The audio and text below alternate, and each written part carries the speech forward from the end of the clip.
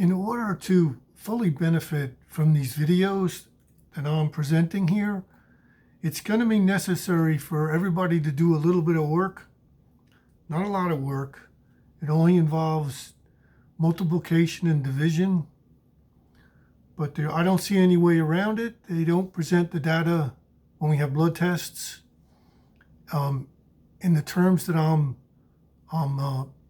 using to explain these phenomena.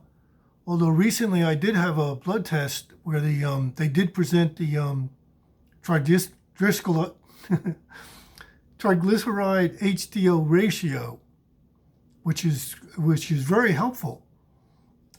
Now I'm going to start with a review of the previous line chart that I displayed, but this time it'll just have the neutrophil lymphocyte ratio. So I think that'll make it clearer.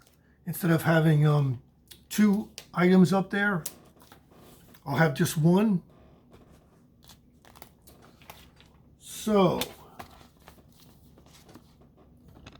here we are with the 3 years. This is about 3 years of the changes in my neutrophil lymphocyte ratio. And I had to calculate these all myself. They don't show it.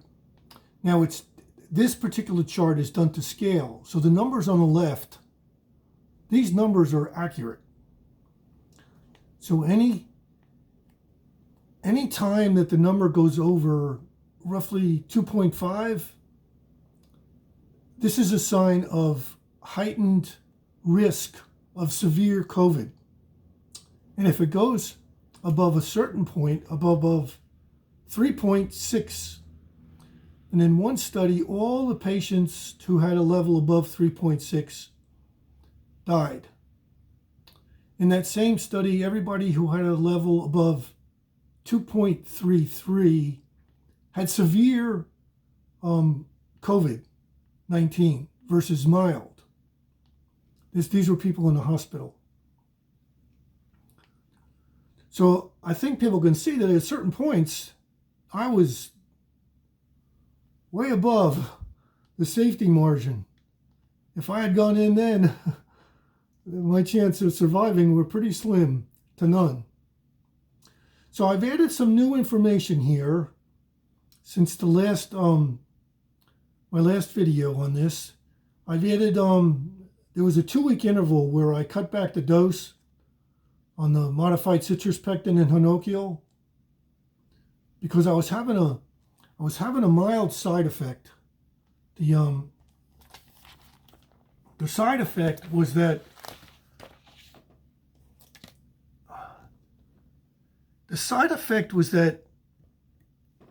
I was getting this about 15 minutes after taking it. This is when I first started making it liposomal. And I cut the dosage to about 1/5, not knowing how much more bioavailable it would make it. It was just kind of a ballpark guess, you know. And the side effect I had was some slight feelings of lethargy about 15 minutes afterward. You know, that type of feeling where I just wanted to lay down. So over a 2-week period, I cut the dose and those feelings went away. Well, then as a result of cutting the dose, at the next test, which was, see, I cut the dose, and then at the next test, which was here, the value went up. In other words, it got worse. So I was in more risk. So at this point, I increased the dose by 25%. And it's noted up here in the in some of the explanations. And then over the next 2 weeks, this is 2 weeks from September 9th to September 23rd, the level dropped 24%. And also during that interval, 2 other markers dropped 24%, or improved, I should say improved. The SII improved 24%, and the LMR, which is the lymphocyte monocyte ratio, that improved 24%. Pretty interesting. So this is here for people to review. People can stop and scroll backwards. Now I'm going to move to another item that I'm sure a lot of people are concerned about.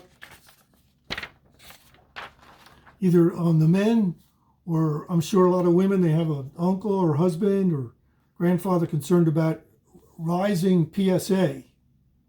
Now this PSA, this chart goes back 3 years, and this is also to scale. These are actual numbers. So I've been struggling with rising PSA since 2013. And the things that I was doing up to here that had worked 2 times to lower the PSA when they wanted to do a biopsy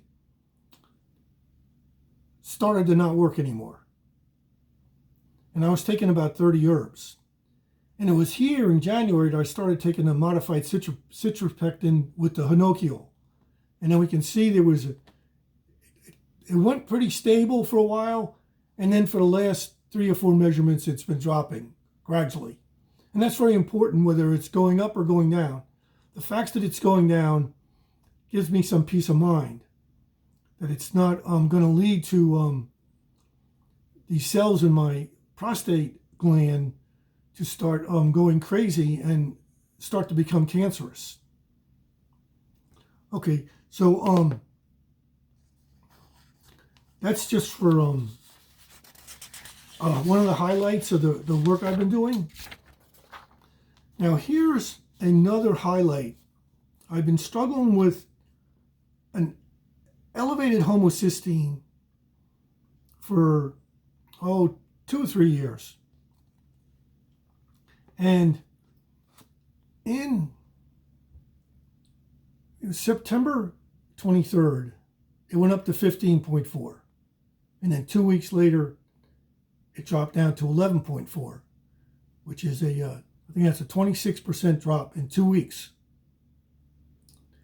And what I did here, I have marked here. I have described the steps I took.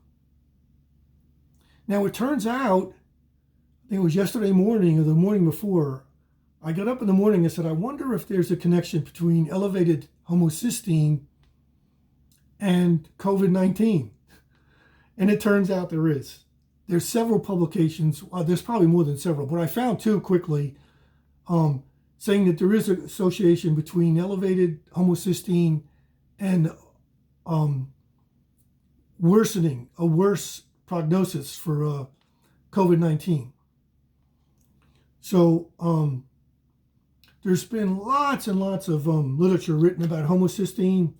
I think Mark Hyman wrote about this in his 2010 book. And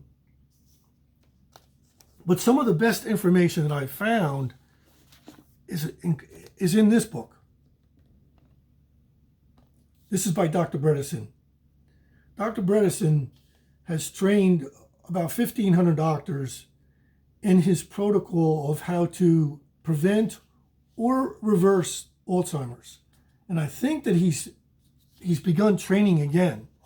So if there's any doctors listening, I think that his classes are available again.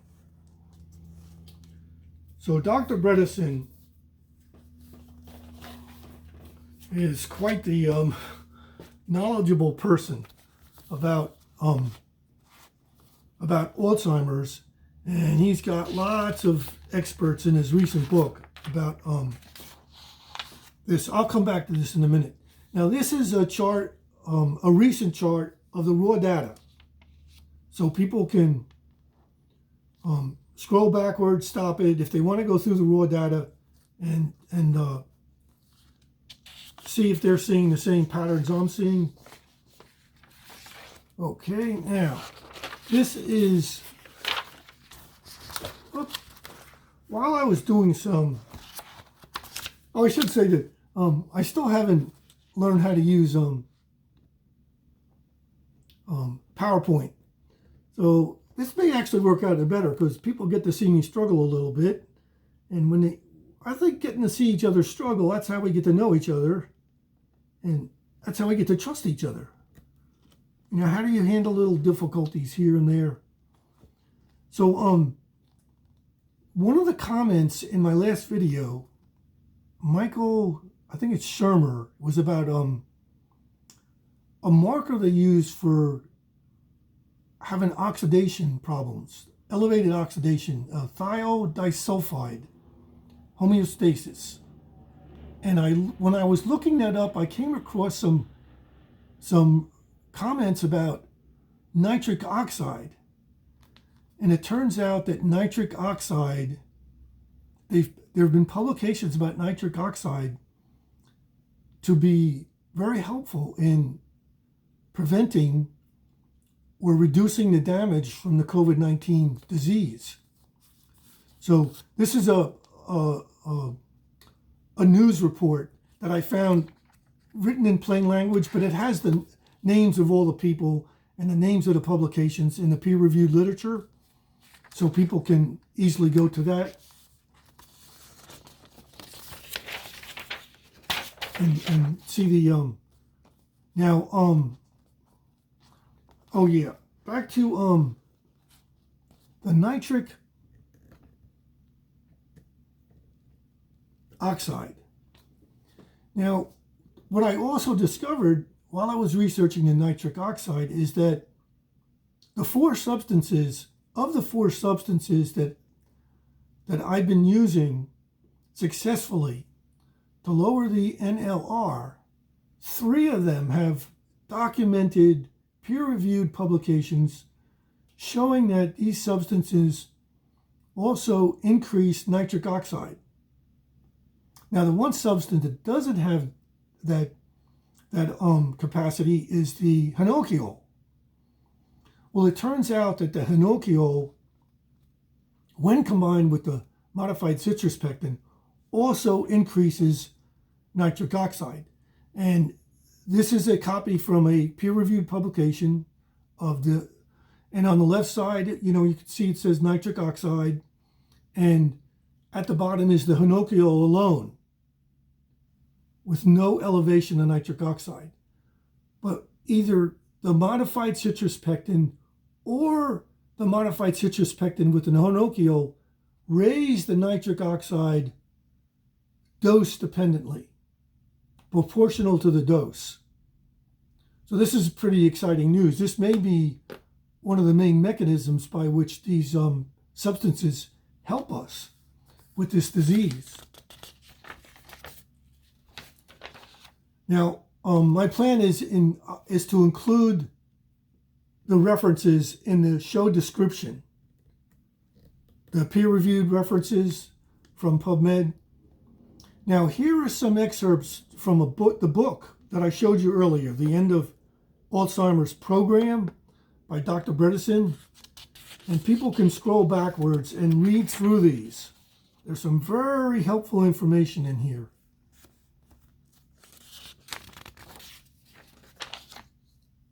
So you can scroll backwards and read through that and gain from this knowledge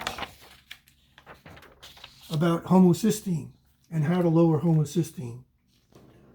So I won't go over that because people can figure that out themselves. And I hope the information I've presented here is concise and to the point. I feel like I wish I had a couple more weeks to, learn PowerPoint and present this in a more professional manner. But we're in the midst of a crisis. I think this information is invaluable. It can be life-saving for people to start investigating these things. I'm not a doctor. I'm not recommending anybody try anything. All I'm recommending is that people look into these things. They investigate themselves. And I think people will quickly see that there's pretty solid evidence that these things can be very helpful. Okay, thank you for listening.